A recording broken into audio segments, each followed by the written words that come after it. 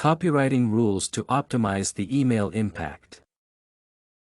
You know that email is only one of the ways you should be communicating with your audience. That said, it is an important one, with powerful potential. However, as with any marketing effort, it needs to be handled with finesse and insight. Here are some ideas to help you get the most out of your emailing and avoid some all too common pitfalls. Let's face the facts. Email, albeit less popular than texting with the youngest demographic, is nonetheless a very potent tool for marketing. Your most senior audience members are probably still using the telephone as well as email, but telephone marketing is so toxic that this should be avoided. You should make every effort to find other ways to reach out to these folks. However, email service is available to almost anyone who has an internet-capable device, and this modality has uniquely powerful characteristics.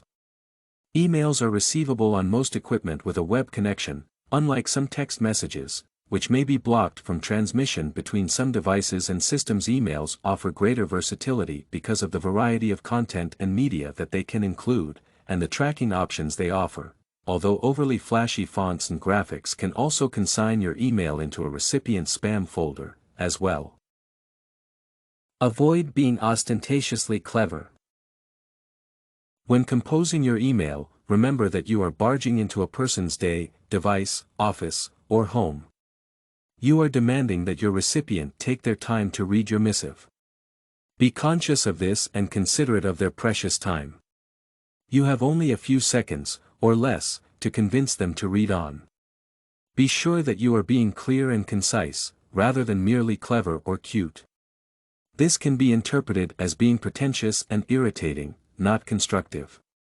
Being straightforward, brief, and to the point about what you want to say is going to garner greater good feeling on the part of your audience. It may also avoid the decidedly unpleasant alternative of your reader dumping your email into their trash file. Focus on the benefits of your product or service. You might decide to just ignore your email marketing efforts and concentrate on sales newsletters instead. If you choose this strategy, then please remember that you still are asking your audience to take their time to read your content.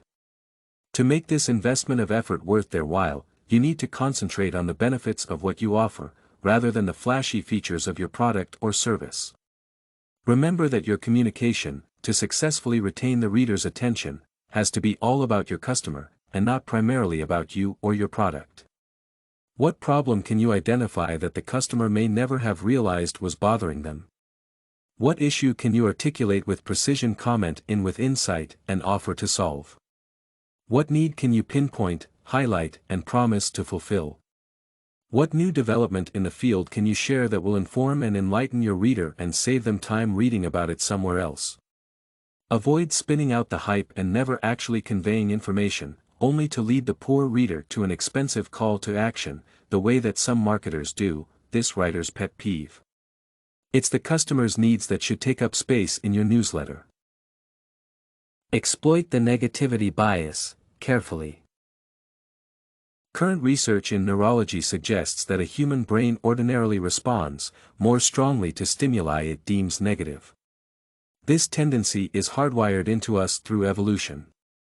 It makes sense. Negative stimuli can be a warning signal to an organism that danger is near, and crucial to be remembered so it can be avoided in the future. Given this characteristic of our primate brains, be cautious about using negative images or words in your marketing. Too many depressing or dramatic messages can have a persistent impact on the mood of your reader and potentially affect their perception of your own brand. Be very cautious, therefore, in the way you word your text. You should try to make sure that there are 5 times as many positive messages or factoids in your content as negative ones. This, according to researchers, is the necessary ratio to offset the brain's negativity bias. However, you can have a bit of fun with this phenomenon when crafting subject lines and titles for your emails. With care, you can shock and attract attention to emails with titles such as, "Why SEO Copywriting Will Never Regain Its Former Importance," or 12 Ways Your Website is Failing. This sort of attention-grabbing copy is particularly helpful if your CTA response rate has been less than stellar. Email is and remains powerful. Whether you choose to blast your marketing message directly via emails, or to send your target audience sales newsletters filled with useful information, you will need to respect your readers. Their time is valuable, and they will not thank you for wasting it.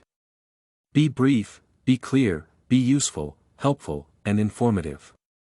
Make sure that you address how you can meet their needs rather than focusing on your product or service explicitly, and you will find your readers much more receptive to your underlying message. You can find this and many other essay samples on our website, studycorgi.com.